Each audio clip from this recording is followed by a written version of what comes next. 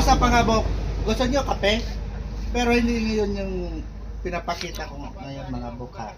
So, we are rebagging the durian, puyat durian. So, sa ngayon, papalitan natin yung medium ng organic. Yan. So, tatanggalan natin yan.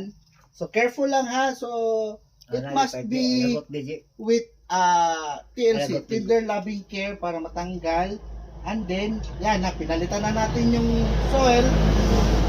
Lipat dito sa bagong bag. Tapos, instead na ibalik natin yung medium nga na mga soil, pure soil, eto na, yung organic na yan. So, yan na. Tapos, see to it, after na maribag yan, huwag painitan. So, stay nyo yan sa area na shaded para hindi siya ma-stress at 100% buhay. So, this will stay mga around 1 week to 2 weeks para sigurado buhay.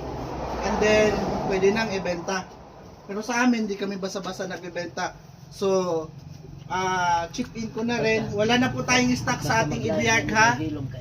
Wala na po tayong stock sa ating ibiyak. May stocks tayo sa ating ibiyak pero you need to wait 2 months para sa fully conditioned state. May stocks pero hindi pa fully conditioned.